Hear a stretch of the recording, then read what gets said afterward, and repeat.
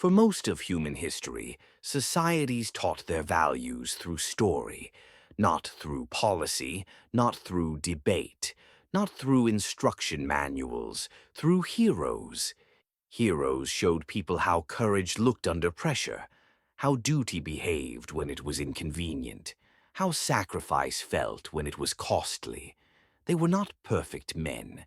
They were oriented men, and orientation mattered more than virtue signaling ever could.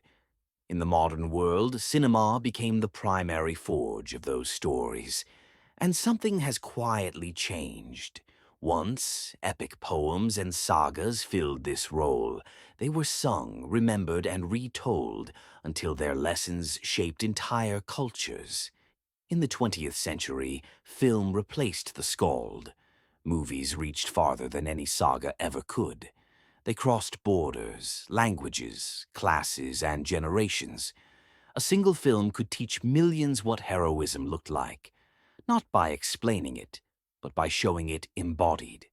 This mattered, because humans do not learn courage from argument, they learn it from example. Classic heroic films did not lecture men, they modeled. They showed men who accepted responsibility without being asked, took action when delay was safer, endured loss without collapsing into self-pity, placed duty above comfort, faced death without theatrical despair, the Western sheriff who stood alone, the soldier who advanced knowing he might not return, the samurai who chose honor over survival, the explorer who pressed on despite fear. These characters were not flawless, they were accountable. And accountability is the core of heroism. Modern cinema increasingly treats heroism as something to be dismantled rather than examined.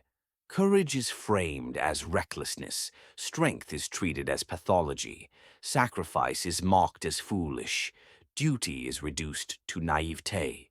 Heroes are deconstructed, but rarely rebuilt. Irony replaces resolve, cynicism replaces conviction. Self-expression replaces responsibility. The result is not deeper storytelling, it is symbolic erosion. When stories teach audiences to distrust the very qualities that hold societies together, confusion follows. What young men absorb without being taught? No boy sits down and consciously decides to learn morality from a movie. That is not how myth works. Myth bypasses the intellect and speaks directly to instinct and imagination. It teaches by repetition of image, not argument. When heroism is consistently portrayed as suspect dangerous, laughable oppressive, or obsolete, young men do not become villains. They become hesitant. They hesitate to act. They hesitate to commit. They hesitate to claim responsibility. They hesitate to stand without permission. A society does not collapse when its men become evil. It collapses when they become spectators. The most dangerous change is not the absence of heroes. It is the absence of seriousness. Heroism is treated as parody. Strength is filtered through self-mockery. Sacrifice is undercut by a joke. This teaches a subtle but devastating lesson. Nothing is worth standing for without irony. But irony cannot hold a line. Irony cannot protect a family. Irony cannot endure a long defeat. A culture that cannot take heroism seriously will eventually be forced to relearn its necessity through suffering. Heroic stories do not exist to glorify violence or dominance. They exist to teach how to face fear, how to carry burden, how to sacrifice without resentment, how to endure without applause, how to choose duty when no one is watching. They are orientation tools. They tell people where to stand when chaos arrives. When those tools disappear, confusion spreads, not just in men, but in families, institutions, and nations. When cinema abandons heroic archetypes, the consequences are subtle but real. Responsibility becomes negotiable, courage becomes conditional, strength becomes suspicious, sacrifice becomes optional, authority becomes illegitimate by default. This does not create freedom.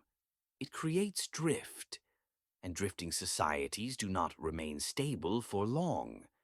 A society that stops telling heroic stories does not stop needing heroes.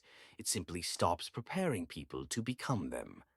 And when real crisis arrives, as it always does, the cost of that neglect is paid in confusion, fear, and regret. The old stories understood this. The question is whether we remember it in time, or whether the next generation must relearn it the hard way, without guidance, without symbols, and without heroes to show them the way.